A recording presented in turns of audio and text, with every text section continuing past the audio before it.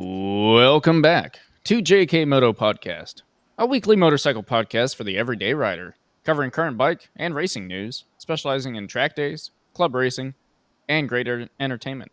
We truly do it all. This week, we are brought to you once again by Working Class Customs, which is a custom fabrication shop out of northern Utah. You can direct any further questions on that to Cole. And I'm Cole. I'm Easton. We are your two favorite hosts of your favorite weekly motorcycle podcast. Coming to you from back home. The normal places.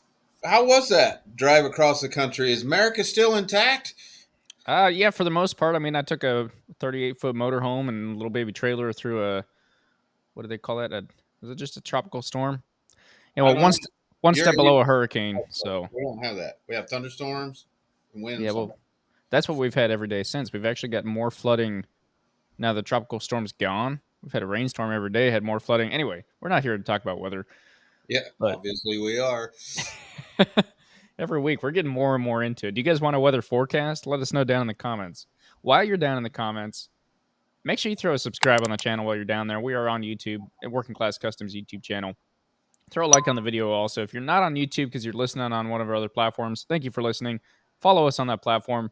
Go follow us on Instagram. And go check out the YouTube channel. It's worth checking out. We do a lot of other content. Some track reviews. Got a new one coming out for UMC here and other motorcycle-related things. If you're watching on YouTube, these episodes do tend to be lengthy because, well, it's a podcast. So if you don't want to do that, down in the description below is a link. You can click on that. That'll take you to our RSS feed where you can find all of our platforms. That is my soapbox. Holy cow, I'm glad you're done with that. Well, I think we should get right into it today, but I got to say one thing, and then we're going to roll the intro. One thing. You ready? Go. 4 hours! Oh, my goodness. All right, roll that intro. Yesterday at one point, I was in sick.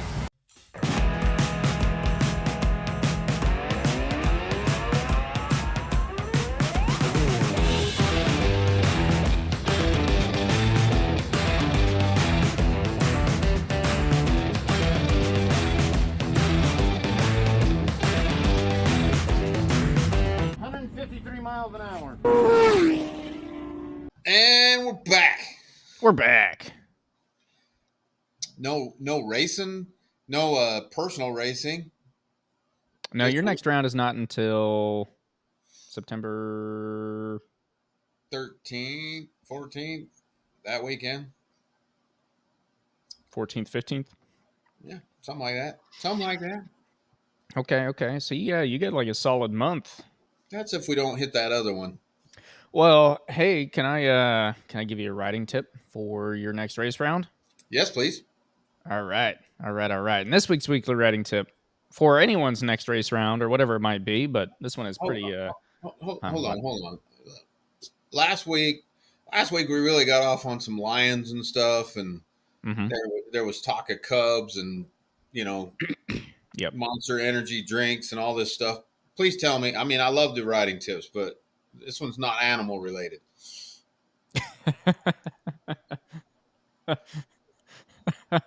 This week's weekly riding tip is brought to you by Bender Motorsports, which is private coaching that builds solid riders through vision-based training. Are you ready? I'm ready. Learn to play reindeer games. Holy cow. There's prancing. There's so many. Okay, hit us. All right. The reindeer games. Once you become a racer and your program is working well, that's a key. Don't forget that part throughout the rest of this. I think that is key and should have been bolded in this tip. But once your program is working well, there are lots of little head games and tricks you can play to affect other racers' mindsets. Some may say they're dirty, but racing is racing. Popping up at the end of a straight as if you were braking, but staying in the gas, you might be able to trick the guy behind you into braking early. Be aware of what times you put down on the race monitor. Other racers will surely be monitoring their times and yours. Maybe sandbag a little and make them think you're in good shape, or they are in good shape. Or go out for a session, lay down a burner so they feel extra pressure. Josh Hayes is known for going out and setting the bar early in practices. Be careful what you say and don't say in the paddock. Just because you're having an issue, or if you're really tuned in, doesn't mean that anyone else needs to know your state of affairs. These tricks and others can get into your opponent's head and force them to make bad decisions, possibly giving you the little edge you need to win. The reindeer games. I freaking love it. Let me tell you why. I'm over here All right. quietly thinking I'm the only one taking this serious. Josh, you've just let us know that I hesitate to say some things on this because somebody might hear it. And you It know was that. yeah, no, absolutely. There are times that we get done filming these podcasts and we have some conversations afterward. And well, Cole's running a race program, so there are certain things that you guys, our audience, could be Cole's opponents. We don't want you to know. So there's Sometimes that. I bring other people's tires back to the pit just to make everybody know I got a freshie for the next round. So that was one of the thoughts I had when I was reading this tip. I was like, oh man, Cole was getting pissed the other week when the Dunlop guys were telling everyone what combo he was running because it was super hot, if I remember right. I think Yeah. this is round 3, and you were just changing out, and you finally got to a combination of compounds that worked really well for you. And people obviously saw those lap times and couldn't keep up with you, and so they were asking questions. Which, from the Dunlop side, that's great for business, but Well, you know, there's a fine line there, and just so you track star boys know, I wasn't mad, other than the fact that at the end of the day, it got questionable on whether I would have any of those combos left. yeah, No, but yeah, no, it's all fun though, man. I just want to say not to take it too seriously, right? Because it is club racing, mm-hmm. but it is serious. It should And be. You're racing. It I should be mean, serious. anytime there's a checkered flag, right? I mean, you take it serious, but that just made me. I appreciate that tip today because sometimes I question whether I'm taking it too serious when I start, because I'm thinking about certain things and we'll get into that later. But I was watching the World Superbike race today, and there were some reasons why riders were doing some of those things to try to mess up other riders, and that's kind of like a whole nother level, right? You learn to go fast, you learn to get around the track as fast as you can, and as you start advancing, there's some days that you're playing defense and you're maybe not trying to get around the track as fast as you can anymore. You're trying to keep other people from getting around the track as fast as they can. Case in point, Josh Herron on the last Moto America round. Mm-hmm. Things like that. But yeah, there's a lot of funny games that go on. I always, I don't throw stuff at the toolbox. I try not to because I don't want nobody to see that I'm having a bad day when I am having a bad day. Yeah, my only hold back, I don't know if that's the right word. The only hold that I would put on this tip, and not to discredit you at all, Josh, but if someone comes around asking for advice, keep the paddock relatively friendly. You don't need to be telling someone like, "Oh yeah, no, dude, I dropped my rear tire pressure to 5 pounds. 5 pounds is what you want," or no, rear tire at 40. Send it. So, uh, Well, I have another example from the last weekend. The last race weekend. I'll leave all the names out of it. okay, There's two 15-minute qualifying sessions, as you know. mm-hmm. They're warm ups for some people, qualifying for some people, depending on the classes that you race. Right. But I wasn't entirely happy with the time that I ran in the first one. It was decent, but some other people that I pay attention to that are in classes that I race, they put down a couple heaters, and it ended up pushing me into like third, fourth. I can't remember, but I wasn't the top, and my Right. anticipation was to be the top. I had no intention of going out in the second round. My intent that day, the tire setup, the plan was go put in a heater in the first round and just sit the second one out. Right. I ended up running the second one, putting in a heater, getting all the spots that I wanted. But I was talking to some of the other riders later in the day, and they were like, "Man, I had no intention of going out in that last round, but so and so put in a heater, and they had to go do the same thing." And they said, "Why did you go out there and just run a better time?" They felt like they could run a better time than that. So, assuming I wasn't going back out, they maybe had chose to go out, or any combination of those things. But Mm-hmm. it just shows you people are paying attention. People are planning their day around what they're seeing, Yeah. and you never know how many games are or are not being played. Which is freaking awesome. That's exactly how it should be. You know, you're not just it brings it down to another level once you start to kind of realize that, or maybe you're playing the games yourself. And once again, I would put that key on once your race program is you got it down. You know what you're doing. You're at a pretty high level. You're able to either beat people or you're like right on that edge, and you need that little kind of last thing to really get you over that edge or to guarantee you that spot. That's when these games come in. But it's sweet to think about the fact that a small club racing organization in Utah, there's people walking all over the paddock, and who knows what conversations, person A is having with person B over here while you are having these conversations with person C. And yeah, it's great because that means people are actually invested, which means that the sport is well and truly still alive. And I love it. That's great. Yeah, and then just to pile on, keeping with the club theme, it's also interesting. You know, at a club level, you end up racing multiple rounds. You know, the classes are different, but a lot of times it's the same bikes. Mm-hmm. So I seen it done to me. I made a move on some people in some earlier rounds, or maybe the first day, and they no longer were allowing me to make that move Okay. on the next day. So I purposely blocking a portion of the track because they seen where you came through. yes, so I mean, that's just racecraft, right? But it's just interesting to see those things progress, and I don't know how many times my better half has cussed me out because we have a conversation going into a round, and we're talking about we should be able to do this, we should be able to do that. You Mm-hmm. never know when you show up, that guy from who knows where that shows up that's Yeah, super fast. South Carolina. He's on an Aprilia. He's wicked fast. Come on. Oh, you're talking about you. Maybe. Just maybe I'll do that off camera. Okay. I spent some. Okay, I'll do it now. I got to admit, I spent a little bit of time putting you in all the classes you weren't in. Okay. Interesting. That's actually I have not done that. Yeah. Well, you might want to do that. Good or bad? I would assume bad. It's it's not great. Yeah. We got some work to do. Uh-huh. Of course, we all got work to do. We always all got Yeah. work. Yeah, I'll let you I do that. I I'll let knew it you do wasn't that, good. girl. Go put yourself in some of them classes that bike should have been in with a belly pan. It didn't have you know how much faster you are when you have proper aerodynamics from a belly pan? That is what we're going to talk about today, but you got to save that Yeah.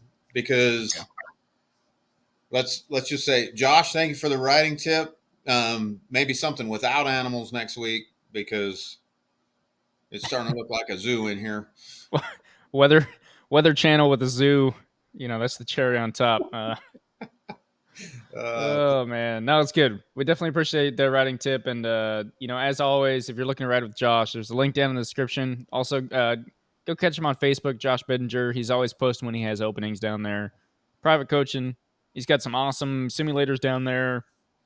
Bunch of awesome setups down at MSRH, and you can spend 2 days with him. I've heard from multiple people. I'm about to go try it out myself, but I've heard from multiple people that for his pricing, it is some of the best instruction you can get. You get 2 full days of instruction with him, and for the price that he charges, you're getting loads of information, and it's awesome. So take advantage of that. Follow Josh on Instagram, on Facebook. Keep an eye on when his dates are open, and go ride with him. and now, what we all promised, which we didn't do last week, Yeah, you've got to talk about some MotoGP fantasy. You missed last I week. I do. I didn't miss it. We said in the beginning we're not going to do it this week. Yeah, we didn't have time for that with all the lions and tigers and bears Oh in no. 4 hours. Or is it oh my? Is it oh my or oh no? I'm not that old. I'm pretty sure it's oh my, and you can't act like that because the Wizard of Oz or whatever has been remade about 5,000 times. So I've actually only ever seen the original.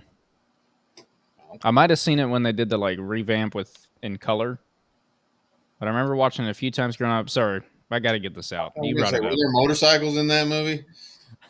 only remember watching it a few times growing up because my mom said that like every year it would come on TV the same night, like the same date, and she would like they were all waited around for the Wizard of Oz. So once a year she would watch it on TV. Anyway, yeah, your MotoGP fantasy. We're just gonna go ahead and skip over it because both Cole and I really aren't doing that great, and so whatever. Fair enough. Moving Just on. move on. Yeah. No, I'm just kidding. We can't do that. But oh man, that changes things a little bit. Okay. Sorry, earlier I was looking at I get so confused with the average points and then the last GP points. The average points, Team Thor, who is in first, has the most average points, which makes sense because they're in first, so they should. Got it. But they are not the winner this week. In fact, they're only at 118, and there are a couple of other people quite a bit above them. But your winner for the week, are we ready? Hit me with that drum roll. Is Triple Three Racing at 144 points for the last GP. That was the Silverstone GP, which I think we'll talk about a little bit real quick before we dive into World Superbike.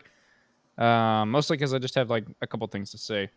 But Triple Three Racing, you are from here in the U.S. with us. You did win the weekly points, and you are holding down second place only... Oh, shoot. Pretty close. You got Team Thor at 1497 and you, Triple Three, at 1462.5. So someone do the math, 34.5 points away, which is way less than how far away I am from the top. So, anyway, reach out to us on Instagram at JKMoto Podcast. We'll send you over your prize. Congratulations. We didn't ever get no. Anyway. What? Hey, I want to, before you go into MotoGP, I want to talk about motorcycle movies. Ooh, okay. All right. Yeah. I forgot about that, honestly, until you just barely brought it up. But I did also want to talk to you about that. So, come on. Here's the deal. In the audience, real quick, please comment down below if you don't have Amazon Prime. Let us know, because I think the whole world does at this point, and what we're going to talk about is related to that. So if you don't have Amazon Prime, then you'll have to find a buddy that does, but you should be able to find a friend. If you haven't seen this movie yet, you have to go watch it. Let us know what you think. But okay, so there's a new movie coming out. Before we get into that movie, there's a new movie coming out, and it's called what? Oof. I can't remember what it's called. Wrong Turn. I don't know. Wrong Turn. Slow Me Down. One bad move, maybe? One fast move. One fast move. There you go. One fast move. Let me we check have a that motorcycle movie, everybody. One fast move. One fast move. So I was kind of excited about it. People were making fun of me, saying how terrible the trailer looked. And I thought, just give it a chance, guys. It didn't look anywhere near as corny as, your favorite movie. Easy. But it didn't look anywhere near as corny as that, but it did look corny. And I don't know how you make a movie like that that's not cheesy, since, I don't know. A racing movie, like, you have to have certain aspects in there to keep it interesting. And you have to, I'll let you keep going. Yeah.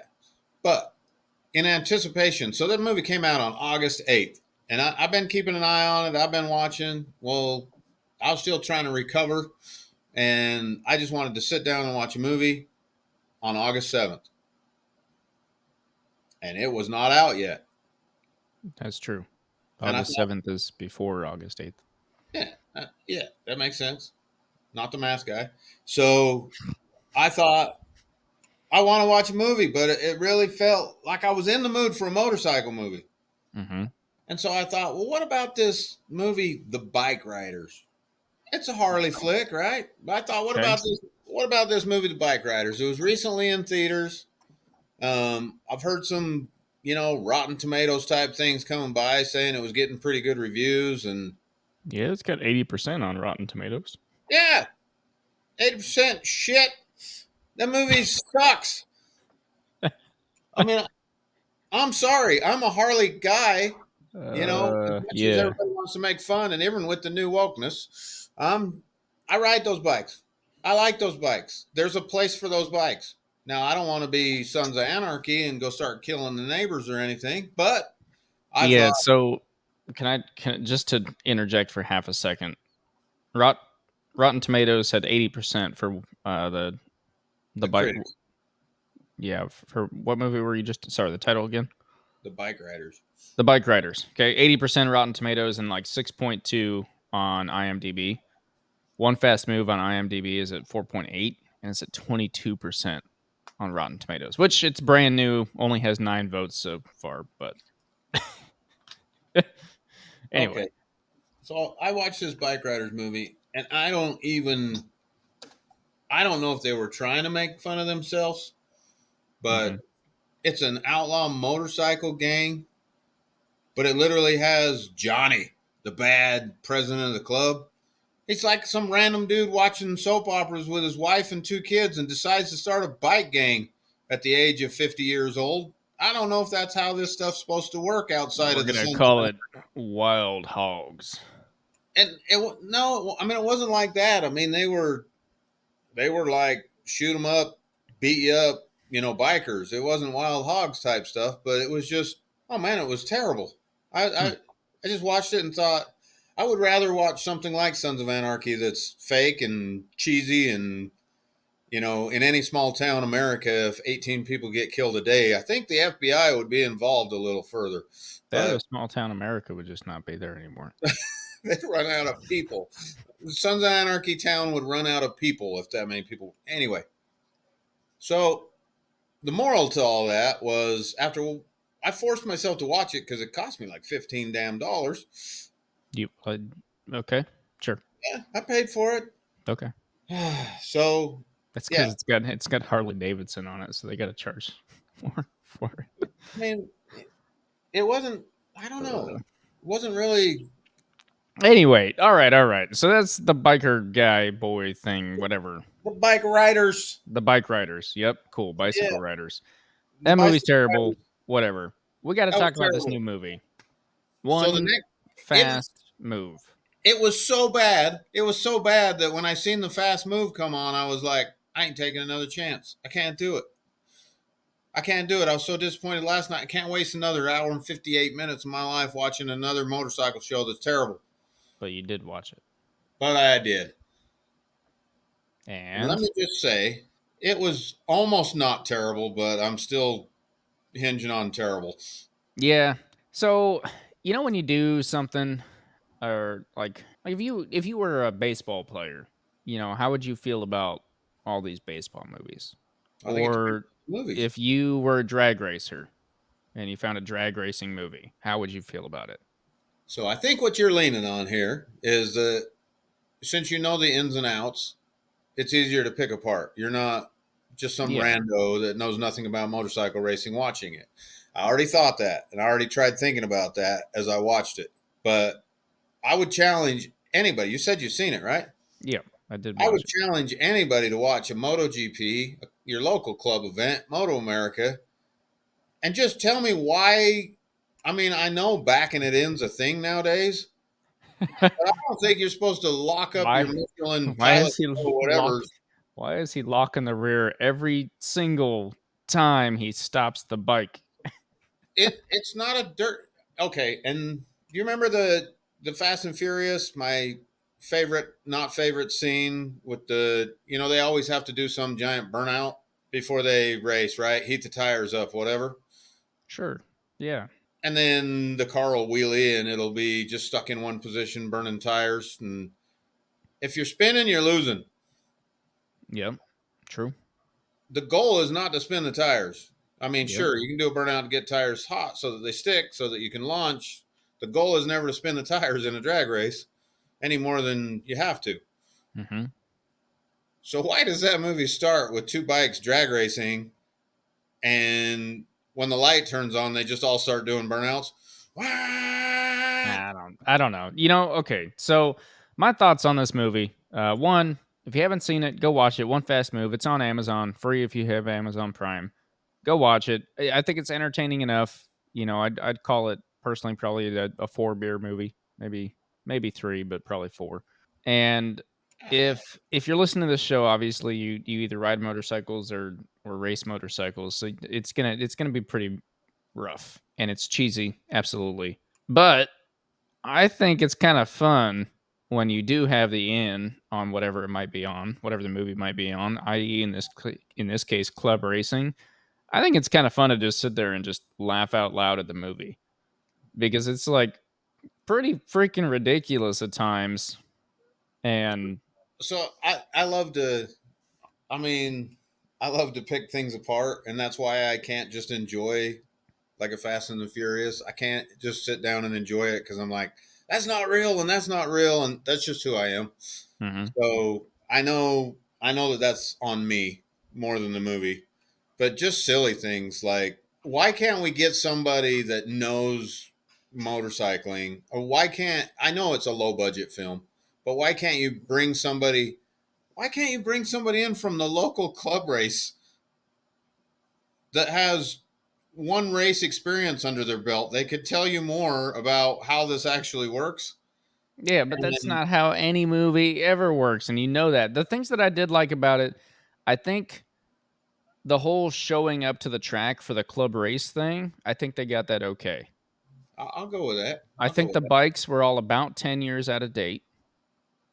So I think this would have been a freaking sweet club racing movie 10 to 15 years ago. That was like in my head the whole time. I'm like, budget wise and everything else, if you had filmed this 10 to 15 years ago, it still would have been cheesy, sure, but I think it would have been great. But now it's like, dude, they're making comments about this guy won his first club race ever, and then he's like, "Yeah, dude, you might get MotoGP next year." Yeah, Like, yeah, yeah. okay, that those were like the big things was the level of progression, This right? And it, dad's the but richest the guy in the county. yeah, but the issue is that it's a movie, and so they only have time for so much, and like that's where I kind of tried to draw the line. But like I said, I think at the end I was like, this would have been a great movie 10 or 15 years ago. I think it's still pretty entertaining. It's fun to kind of watch and make fun of. It is all filmed at Road Atlanta, which is pretty cool. Recognizing some of the stuff there, I caught that pretty quick without them necessarily mentioning it. So So there was a. I mean, I pick it apart way worse than that, and that's like I said. I'll say it again. That's my problem. But the the bikes, his first ever race on a twins bike, mhm. first, and maybe we're giving away too much for the movie, guys. I'm sorry, but We're a spoiler show. That's what we do. but but you show up on a twins cup, and the announcer's like, in his first novice blah blah blah race, right? hmm But they all have white numbers. hmm Okay, so I don't expect anybody to care outside of the family here. I Absolutely don't not. expect anybody to care, but to show you the budget, right? During like his second race or something, somebody crashes kind of in the background, and there's a scene where it just shows the bike flying through the grass, and then like flashes back to the race. hmm The bike crashing has yellow numbers on it, but all the bikes racing are white numbers. So I mean, those are things I'm going to pick out. They bought someone's GoPro footage from last week's club race. Yep. They were like, and there's somebody out there. If you're listening, please comment. There's somebody like that was my bike. They used my footage. Oh yeah, definitely low budget. Like I said, definitely feels like it should have been years ago filmed, based off like the years of the bikes. I mean, yeah, you go out to a Twins Cup right now and you're seeing, you know, sure some ninjas and whatnot, but a lot of RS 660s and stuff are out there, depending on where you're at in the US. And every Well, bike on there just seemed well, so the bad old. guy that he was racing. Maybe the Cowie fans can chime in on that, but the the guy he was racing, the bad guy, Mm-hmm. whose dad was the richest guy in the county, he was Mm-hmm. on a Kawasaki that wasn't current, Yep. and the star of the whole show was an R6 that Yep. hasn't been made since when? 2016. Yeah. So Yeah, that's why I'm saying 10 to 15 years ago, because I'm like, that's not. Yeah, yeah. It felt like, and maybe it was supposed to be from 10 to 15 years ago. I don't know, but they didn't make that obvious, and they also made it seem like I don't know. It's supposed to be small town Georgia. Anyway, it's Well, I it's think worth no, checking we're out. good. But I would say if you're into sport bikes, you should watch it for a laugh, if nothing else. mhm. But the price is right if you have Amazon Prime, right? But I think, I mean, Alpine Stars had to chip in some money there. Yeah, absolutely. Triumph obviously chipped in some money there. Yeah, that's what threw me off because he's like, this is the Triumph 765 Moto 2 bike. I was like, okay, so this is pretty freaking new. So they're not just trying to play this whole, oh yeah, it was supposed to be. That's what. Ugh, yeah, Arai was probably also chipping in some big money there. Very Well, I don't know about interesting. big money. I'd be curious if Yeah, Alpine Stars was like, "Here's $1,000 and two suits. Have fun." I don't know. I mean, I yeah, hope somebody at Alpine's like, "Damn it, we really screwed up. We gave him 100 grand." I don't know. it was rough. I thought they did okay considering the fact that most likely no one on the crew, you know, has raced a motorcycle before, and they were trying to catch club racing vice. And They weren't. like you said, there were moments. There were moments where you were like, "Yeah, that's true. That's how it is." Yeah, yeah. Um, There were a couple things that kind of hit home, but a lot of it was just like, yeah, I don't know. The biggest thing that got me was like he goes and wins one club race, immediately goes to the next class up, which is such a big deal, and is like the whole thing is that he wants to race professionally, and his dad or whatever is kind of like, oh, well, you're too old, you'll never make it. Makes sense. Then as soon as his dad sees him ride, it's all of a sudden it's like, oh no, yeah, you could totally get a ride next year, bro. You're yeah, good. that's where the You real could money is. you could make triple, six-figure income, and that kind of made me laugh too. So it's like, I don't know. I haven't talked to him or anything, but a lot of them I don't think are making that much money. So Did you take it as so? He basically did three races in the movie, mhm. right? A novice race, an expert race, and then that final race. I got the feeling was supposed to be basically Moto America. Yeah, I mean, they never said Moto America. They never, but it was that last race. That was the big event. That's what he brought the Triumph out. That was the one. That was his Yeah, pro race. That was his big pro debut. I don't know. That was just his final, like, maybe it wasn't Moto America. I think they were trying to play it as him looking for sponsors into Moto America, maybe. Like, yeah, all the teams were going to be there watching, but it was still just club level. They never stepped out of club level in the movie. He brought out the Triumph because of the whole crap with his dad, not friends anymore or whatever. Yeah, some of that. Yeah, some of the. Anyway, So, okay. extremely cheesy, pretty classic race. Any general race movie that's not actually following someone that actually has a story already written, that's how it's going to be. There's a girl involved. They get upset at some point. All the great stuff. But worth a watch, I think. If for nothing else, like we said, sit there and make fun of it, have a laugh with your friends, your buddies, whatever, and That's not it's a why great I time. would watch it. I mean, I might force myself to watch it again just to learn how to do them corners. There you go. Yeah, it's either break or all gas. It's either all break or all gas. Everything in between is So I seen something posted on Instagram. He had a stunt rider, okay. the main character or whatever. He had a stunt rider that looks just like him, Hmm. which cool. That's fine, but I'm not sure why they needed a stunt rider since there was like half the scenes were like them sitting on a fake motorcycle, probably looking back and forth, and I then the loved how scene. often he was looking over and like Oh yeah, behind him and stuff. Like the whole that was the funny part to me. I think is the training was all just exact opposite of anything I've ever heard in my life. So uh, I've heard anyway, some people making comments. There was a comment in that movie.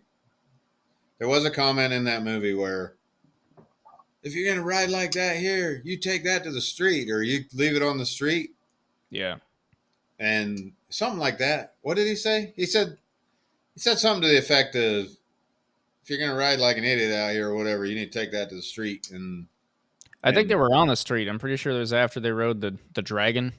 Oh no, it was on the track. It was on the track because there's Was some. it? I've seen a couple comments going around the old Insta community of people saying that's pretty much exactly the opposite of what everybody says. Quit being Yeah. a hoonigan out on the street and get it to the track. And they kind of said it opposite in that movie. I'm not remembering that one then, but You'll yeah, watch it again. I will tonight. Absolutely not. Oh, all right. Well, there goes your. Let's see. We got the zoos out of the way, the weather's out of the way, and now the movie critics. I, if I have to watch a movie, if I had to watch another motorcycle movie tonight, and it was between Biker Boys and that show, I think I just toss a coin because Between biker boys and that show. yeah, Yikes. I think I just toss a coin because the bikes are probably from the same generation. Biker boys is rough. I think why I have a decent like outlook on the movie is because that earlier that morning the wife was like, "Hey, do you want to watch a movie tonight?" I'm like, "Yeah," and I forget what movie she was looking for, but it's still in theaters, and so we couldn't watch it at home. And I was like, "Oh, yeah, the motorcycle movie came out. Let's watch that." And she's like, "No, absolutely not." And it was because of our conversation about it being Fast and Furious. It was just going to be the Fast and Furious of motorcycles, and I don't think it was that. That was like as I was watching it, I was No, like, he "This didn't is have to not." drive in circles around the funnel of a volcano to get it Yeah, to there's stop from no erupting or Yeah, anything. there's no trains, submarines, or FBI involved. No cops, none of that. Street. Well, there were Well, cops. there are cops. I forgot. There is cops in prison, but he doesn't escape from prison, so like it's all okay. Anyway, I wouldn't compare it to Fast and Furious as far as like that what that franchise gets messed up for or whatever. So We'll wait till one fast move two when there they you put go. nitrous on the R6 For the track. for the track. That way you can just super slide it around the outside of the turn. All right, let's talk about some real motorcycles. Let's get MotoGP from a week ago out of the way. What did you have to say? What was your takeaway? What did you need to bring up? So I didn't have a whole lot, to be honest with you. I watched these races, the sprint and the race out on the road, and so I wasn't super paying attention to that. And so I apologize for anyone that was looking for my MotoGP coverage. But they were in Silverstone in England, and it didn't rain. Weird. So I know we're not a weather channel, but like that is weird for England to not have rain at all. But an interesting weekend because they brought this weird kind of what retro livery out. Yep. I was curious about your opinion on the liveries, and then I was going to make a comment about how it affected the race, and I don't like it that much. Well, I thought delivery was cool. I know where you're going to go with how it affected the race, but I do want to say congratulations, Ducati. You brought another red bike. Good job. Yeah, yeah. They're the only ones I could tell who was who. But even then, you can't because Pramac boys were also in red. So that was like my issue with it, which I'm sure you were already guessing. But yeah, some of the liveries were cool. A lot of them looked super similar. It was like you were either a Ducati or you picked something white, and Yeah. that was the options out there. But it was kind of cool to have the whole retro theme. It keeps weirding me out that we're only doing this for the race and not for the sprint and the race. I'm not sure exactly why, but whatever. Doesn't make sense. But it did make it kind of weird and difficult to watch because you're like you had to pay attention to the pole. You can't see where your guy is at all.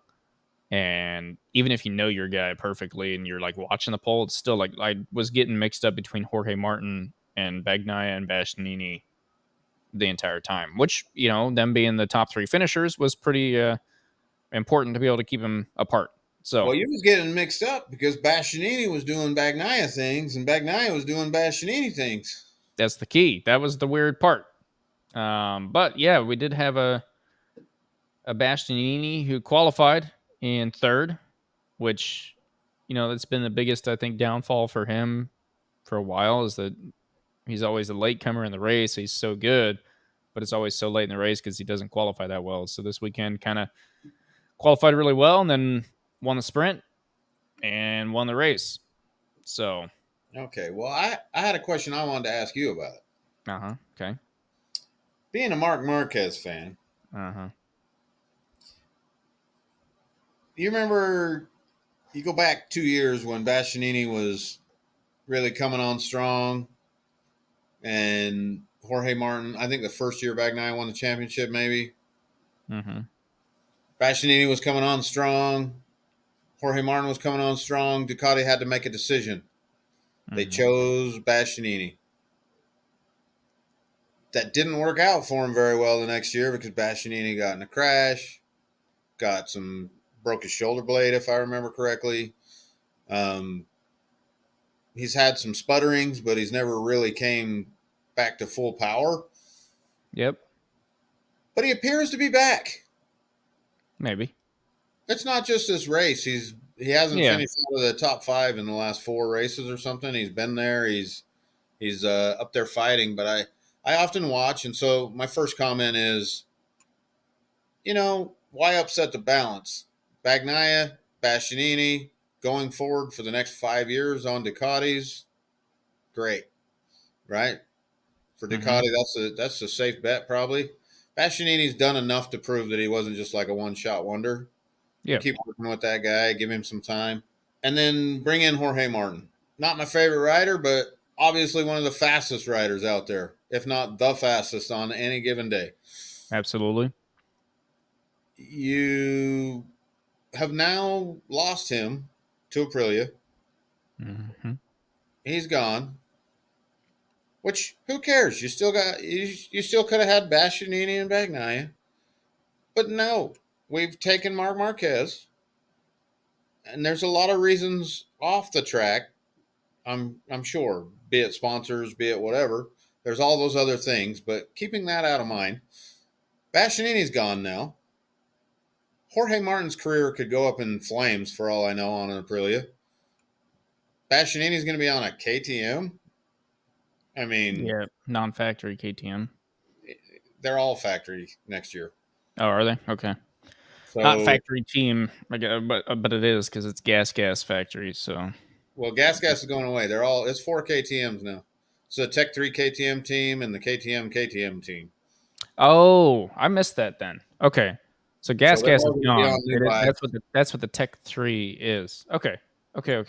I think Bastianini, I mean, I'm rooting for the best for him. Love the beast. But he's going to go to KTM. That bike's not up to par. Who knows what changes in a year, yada, yada. But potentially he could really struggle next year. And so that hurts him. Mm-hmm. But I said all that to say this. My argument is Marc Marquez the right guy for that bike? I know you love the guy, but I'm pretty sick of hearing that he's on a year-old bike, so he's missing this little bit, and he's whatever. And I'm not trying to take anything away from the guy, but when I watch, the magic is missing. In my mind, every time that guy lined up on a Honda, injured, whatever, you never knew. The guy might pull out a win. Yeah. And that was on inferior crap equipment, whatever. And now we're giving him a bike that's just this much worse. And that's all the excuse in the world for why he hasn't won every race this year. Mm-hmm. I'm not buying it. The magic is gone. I think he's healthy, but he's getting a little long in the horse teeth. And what say you? Yeah, those are some interesting thoughts. Yes, I am a Marc Marquez fan, so yeah, there's a little bit of bias in here, and there absolutely will be forever. But there have been interviews as to why Ducati chose Mark, and there has been words said that it was not based off his performance, but based off his attitude on and off the track. And essentially, it comes down to now, there was just this one interview, but it came down to the fact that he has not asked for anything this year. He has only worked with what they have given him. What other riders have done, who knows? But it kind of made it sound like Jorge Martin's over there, like, I need this, I need this, I need this, I need this. And Mark's just like, thanks, we'll make this work as best we can. What that means exactly, how that portrays into a rider getting something or not, cool, whatever, I don't know. But Ducati was happy with his attitude. Now, whether or not that attitude will stick around next year, he has his factory ride. It's signed. The contract's done. He's there. Done. So who knows what will happen next year. But it kind of seems like Mark just played the good boy card for the first half of the season and pulled some strings and tugs and whatever. And then, as you mentioned, his like outside of track, outside of MotoGP, just presence that he has in the world. Obviously, a factory team's going to want, to keep sponsors. If they bring in a rider, you never know what kind of push is behind them to sign this guy because he's going to bring us more publicity. That's the like horrible side of racing that sucks real bad. But from everything I've read and heard, he got the contract because of his attitude. And because Ducati's low-key wanted him on their team forever. Now, the weird part is that you're absolutely right. Bagnaia and Bastianini would have been the perfect pair, kind of. No one knows what last year would have actually looked like if Bastianini had stayed healthy the whole time. And now the question is, how well are Bagnaia and Marquez going to play together this coming year? And whatever. And then your whole missing spark thing. Yeah, no, I don't disagree with you. It does seem weird because also, you take Bastianini 2 years ago, like you were talking about, on your old equipment. We've seen DG come out on your old equipment. We've seen Bezecchi come out on your old equipment and do some pretty amazing things. And here's Mark not doing that. That being said, though, you never know what conversations are going on behind the scenes. So I'm not trying to make more excuses, but I just kind of question myself. Being a fan, sometimes I have to ask myself the same question. And obviously, because I'm a fan, I'm going to come up with dumb reasons why things are happening. But one of the things that I thought was, has Ducati said, hey, you got your contract, chill out, calm down, don't worry about it. We'll hook you up next year and you'll be better off. And so he's been told to kind of just take it easy. Don't spend any more money than you need to. You already got your contract. Go good, which obviously he's not doing so good at spending less money because he's still putting bikes down. But I don't know. So I know you don't like doing the rumor mill, but just bear with me because this relates. There's a bunch of stories coming out that Valentino Rossi. So Ducati announced they're only doing 3. Yep, 3 factory bikes. 3 factory bikes. Want to go to DG, and then I think they said DG officially, right? Yes, they said DG officially, but during that statement they made a mistake that they've just kind of glossed over. But they said VR46 will get 1 factory bike for DG, but not for Morbidelli. But it hasn't been announced yet that Morbidelli is going there. But they slipped and said that. So yeah. So what we said was going to happen. I mean, it's not that hard of a stretch, but Morbidelli will fill that other bike, it looks like. Most likely. Again, rumors are fine. My big thing is we got to put out there that is a rumor. And so that's what we want to keep clear for you guys, our audience, is that there are rumors and there are things that are set in stone. So no, there has not been official word from MotoGP that Morbidelli has signed this contract yet. But that's where he's going, most likely. Everyone knows that. How come I've brought it up on here before, but I'm going to bring it up again. If you go to YouTube and you type in MotoGP, you'll get 47 different channels that have robot voices that are completely full of it. Yeah. The titles don't line up with what they're actually even talking about. The things that they say are all over the place, and they're spoken as definites. They're whatever. But I was curious if you've seen. So I don't want to add to that with this Rossi thing because there's a bunch of them popping up with Rossi, and I know some of them are fake. Maybe some of them are real. I think there is some truth to Rossi's kind of blasting Ducati in the background. But did you see Jack Miller's post on Instagram? Nope. So Jack Miller came out and on his Instagram, he made a statement saying that he said, I know all you fans and everything, you all know this already, but such and such website is full of, you know what? Because somebody posted a story saying that Jack Miller publicly says that Brad Binder is the reason he got kicked out of KTM and that they hate each other and they're fighting and whatever. And Jack made a post just letting everybody know that that's not true. You find it? No, I didn't look that up yet, but that's good. That's funny. I will look So that up real quick. I was just checking to see what official we have. yeah. So haven't heard where Jack's going yet. Still waiting to see. You know, the rumor mill was spinning up that he'd been offered Bastianini's ride over in World Superbike.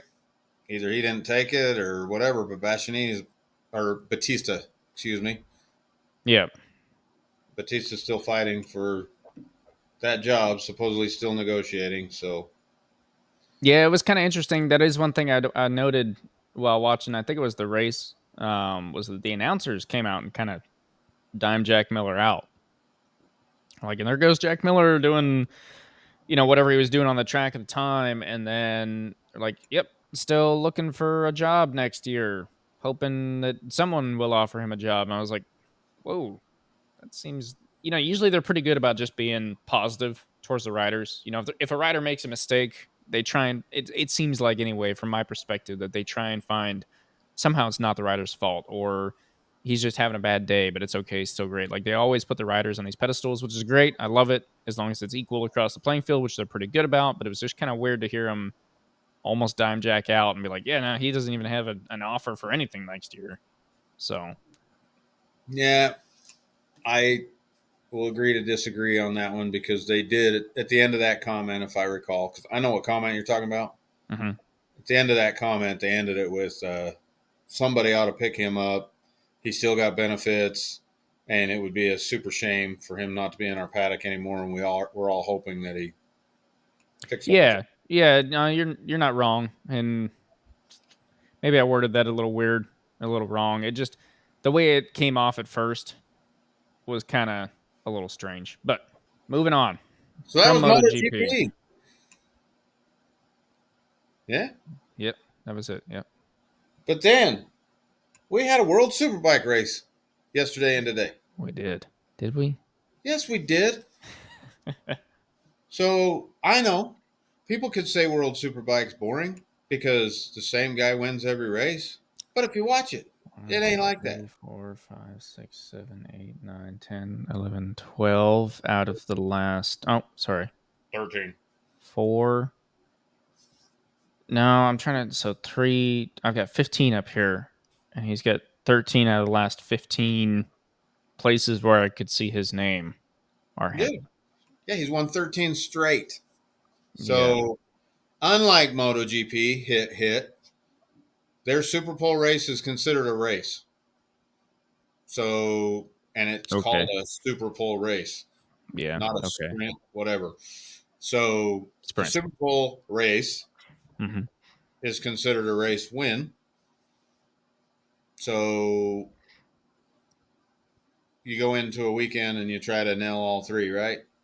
Yep. That's like a huge deal if you can go in and win all three races for the weekend. Yep. He has done that 4 times in a row now. Yep. Including this 1, latest 2, weekend. 3, 4. Yep. See that? Yep. So Jonathan Ray, and Batista are all tied at 11 race wins in a row. That's for the World Superbike record. Most wins in a row. Okay. He tied them on Saturday, And beat then them just on kept Sunday going. morning, and added one more for fun Sunday night. Sounds boring, but it was not. Those are good races, man. Those are good races. World Superbike has stepped their game up. World Superbike was starting to step up their game last year. Mm-hmm. But this year it's a whole nother level. Don't let it fool you that Toprak's won that many in a row Almost because 100 points above anyone else, and the only yeah, one in the 300s, and yeah. Don't let that doing fool doing you. stoppies over the finish line. Did he stop Don't doing that? no. Oh, okay. He is the Valentino Rossi, if you will, of World Superbike because the guy does not come to a race anymore without a planned celebration. And that's 3 planned celebrations per weekend at this point. As long as it's not really, really terrible breakdancing, I'm Uh, okay with it. well, speaking of the Olympics, did you see the guy from Turkey, coincidentally, that was in the pistol shooting round? You didn't see this? I have not seen any Olympic anything. So if you Sorry. watch the Olympic pistol shooting, Mm-hmm. they're on like a closed course, right? And they're allowed to wear these little eyeglass things to. I mean, they've got contraptions on their head, man. They've got Like robot eyes. all kinds of Yeah, weird crap. robot eyes. They've got all kinds of crap on one eye, right? And then they hold the pistol out and shoot the target, whatever. Mm-hmm. Some dude from Turkey, he's been all over the internet lately. One of the many internet memes coming from the Olympics this year. But some guy from Turkey walks out there, no glass, no nothing, walks up there, pulls the gun out, bam, shoots. I think he medaled. He got like a third place or whatever medal in the Olympics. You're gonna get this podcast kicked off YouTube saying gun, bam, and shoot all in one 5-minute sitting. Sorry. So, well, I thought maybe Toprak would get kicked out of World Superbike because, so that guy coincidentally is from Turkey, and there's a lot of people giving shout outs to that guy. I hope he doesn't do something bad in his life and cause a bunch of problems for all these people that have got behind him because the guy recently got divorced. That's why he started shooting. Toprak? No, the Turkish The guy Olympic. in The Olympics, Olympic. right? Okay. Yep. Okay. The So Olympic athlete. Yeah. Yeah, so they did an interview with him after his medal ceremony, Mm-hmm. and he said he just wanted to tell his wife he wants his dog back. That's a true story, man. So, Okay. All right. so anyway, Toprak goes out there, wins one of these rounds. He's just, it's down to a science now. He's gonna do something after every win. So he pulls a big stoppie. There's a group of people waiting for him. They have a gun target set up for him. He's from Turkey. The Olympic guy was from Turkey. So he walks out there and makes a little hand gun and shoots a target. And when the target goes doink, it's a 12. For And then he the goes, 12th one in a row. yeah. And then he goes and jumps back on his bike. Interesting. Okay. He does something for every single one of them. But you would appreciate the 11th win. Mm-hmm. So they were at Portimao, where that's got the big jump, right? The Jack Miller is always catching the big air off of. Yep. So Toprak also catches big air off of that. So there's a bunch of famous pictures of him catching a lot of air on a Yamaha. So they asked him if on the BMW, now that he has those wings, if he was going to be able to fly farther. Okay. Yeah. And he said he was going to be able to fly, period. So he started calling it Toprak Airways. There was all these jokes going around leading up to the race. He goes in and wins, and his celebration was they came out with a cardboard set of wings with a cutout to go around his neck.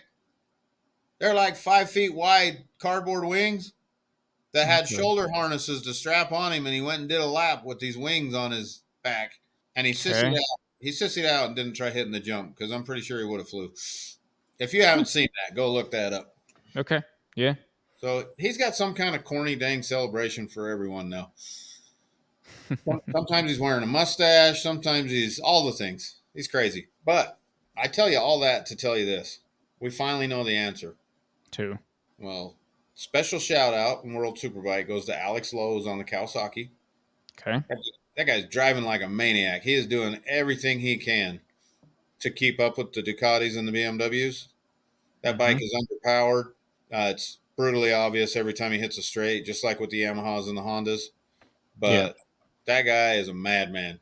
He's a thrill to watch. He's fun, especially at the beginning of a race while he's still got a tire under him. Mm-hmm. The guy's he's quickly winning over a new fan. There you go. Anyway, on a Cowie. Yeah, the bike looks like a Chevy Corsica coming at you with that new headlight design on there. I just got to say. So the Sunday race, you got to go back and watch that because Sunday race they had a hurricane. I mean, the wind was blowing quite bad. Toprak had been getting better and better as the week went on. He really struggled in the first race. I mean, he barely won. The Super Pole race, he was starting to just walk them. And we come out for the third race, and I assumed it would be because he's getting his starts figured out. He's getting everything figured out. Third race he comes out. Alex Lowe's, the man child, if you will, is in front of him. You know he's Okay. going to get run. You know he's going to get run down on the straight. Right. Here comes Toprak. Forgot how big his wing was as he passed Alex Lowe's going down the straight, and he ripped a wing off very early in that race. We're talking like the BMW big M1000. boy. Yeah. Yeah. Okay. Just So sorry for half a second. I thought you were still talking about the. I was like, I I thought it was was a waiting for him to celebration get afterward. Dude, when he pulled into the victory, whatever, when he Mhm. pulled in there, he still had it on. He's like standing there trying to turn to hug people, and there's just all these people had to keep ducking because the. It's good stuff. Anyway, passing Alex Lowe's in a windstorm, clips him with the wing. The wings are designed to break off, right? So Mhm. the entire wing goes point, it's gone. That was very early in the race. He had to race this 20 whatever lap race with one completely missing. And the first thing I said was, man, from certain angles, that bike looks way better now. That's just me. But it affected him. It affected him, and it was sometimes in MotoGP somebody hits somebody and Mark's missing a wing because he rubbed it off on somebody, and I don't know that you really. I'm sure it's affecting them. I'm sure they know it's there, but you don't really Yeah. know what it did to them, right? Right. In World Superbike today, in that race, losing that wing early on and knowing what he could do the two races before, Mhm. you could see exactly where it affected him. You could see exactly what it was doing to him. And you could see exactly what he had to do to still win that race. But it was not easy. It was not an easy win. But, we always talk about is Arrow really doing anything? Right. You go back and watch that and then ask that same question. Yeah. It is. I don't know. It's interesting. That's for sure. Definitely interesting. But But we got Toprak, the ruler of all, maintains on the top. How long? How long will he hold it though? so I think he Like, is could he? win. I think he could win the next three. So he's Um, really that. Like, he's that dialed in. He's just good to go. so they're going to Magny-Cours, which is in France. That's a good track for him also. Mm-hmm. They've been saying, a few races back, they said Batista needed to make his move because they were going to go into all the Toprak heavy tracks. He was already winning everything, and then they hadn't ever got to his favorite section of the year yet. So, Okay. so I don't see. I mean, there's a little bit of a question. So the first race of the year, he blew a motor, and I think they've had to change out. They're limited to how many engines they have, same as Hmm. MotoGP. Yeah. If they have to switch and put a new engine in, they got to start from the back. As the year progresses, I don't think that they've been too kind. I don't know that the BMW motor has been the most reliable, so it'll be. Okay. It's been fine. I mean, it's been fine. He had one DNF because of it, but they've had other problems that haven't affected him yet. Mm-hmm. But as they start getting to the end of the year, it'll be interesting if they have to start piecemealing some of these together and they have more miles on them, and we'll see. But I Interesting. think before that race started, he can finish second every race for the rest of the year and win. Okay. And so after this weekend, he's did nothing but gain more points. So Yeah. Wild. All right. Well, I guess the Toprak, the stopper of all stoppy guys, and BMW are in fact the perfect match. apparently, special shout out to Gerloff. He going to Kawasaki next year, signed his contract, so he will be staying in the World Superbike paddock. So I'm glad that happened. I'm glad he's getting to stay there. Mm-hmm. Would have liked to see him in Moto America, but I think that's where he wants to be. So I'm glad that that's working for him. The Good. But he had a good showing, some bad starts, but he was running up in the top 5 in the first race. FP1, he was in the top 5. I He mean, had so a, I'm. he had a better showing. What's wild is that I'm looking at the championship standings, and he's in 12th out of 24. So right dead smack in the middle what's crazy is that he has 71 points. To put that in perspective, Toprak has 365. Beluga has 273. The guy in ninth place has 121. You know, like it's wild to watch these points. You got a 300, 3 200s, and 5 100s, and then everything under that's like 86, 79, 71, and then just kind of falls off. So They pay the normal. I mean, it's 25 points for a win, for a race win, so that's 50 points a week. yeah, And I guess when you double up on races, you're that was only round 7. wild, wild, wild. Well, So they're gone. World Superbike's done for 3 weeks, yep, but we have Moto America in Mid Ohio coming up this weekend. we do the Mid Ohio Sports Car Course. Not this weekend. It actually literally says that though on the Moto America website. That's fine, but it's a bike course this weekend. Nope, Damn. sports car course. We're just half of a car. Trying to First time they've been back there, I think, in 10 years. really, I didn't know that. So that'll be cool.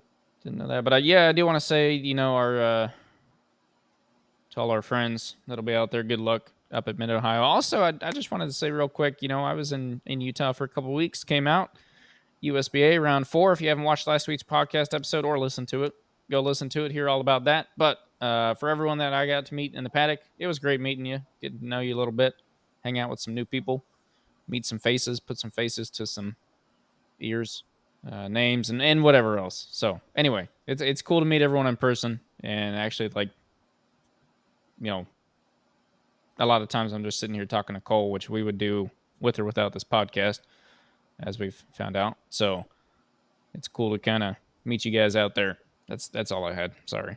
Cheers. So Moto America this weekend. We got MotoGP coming back this weekend. Yep. MotoGP will be in Austria. Don't quote me on that. You're right. Red Bull Ring. So got plenty of racing coming up this weekend. Yep. I myself will be out riding, not racing, but riding this weekend. You got to specify now. Sorry. Why did I do this? You just gave me so much crap I don't for know. so but, long, and then I finally do it, and then all I get is more crap in the well, other direction. I quit. It's over. that was a short career. Yeah, no, I'll be out at Road Atlanta, just doing a track day, having some fun, hanging out with some old friends. Got racing up in Ohio, got racing over in Austria. Yeah, it's gonna be a great week of motorcycling, and Cole will be writing up some reindeer game notes. Right. Getting ready for the final round. My black book of strategies. There you go. Oh, there may be another race round that I'm sneaking to before that. It's not official yet, so I'll hold that. But The games are afoot. the games All are right. afoot. There may be a race before the race. All right. Well, we will all wait patiently because I have no idea what you're talking about, and hope to hear about whatever it might be soon. But I think that is all we have for tonight. Yep. Sounds good. All right. I just want to thank everyone once again for listening. And once again, if you haven't already, go subscribe to the YouTube channel and throw a follow on whatever platform you're listening on. But we do appreciate you guys listening, keeping us alive so we can keep the community alive. And yeah, that's it. Right. Yep. Thank you. We'll see you next time. Yeah. See you next week.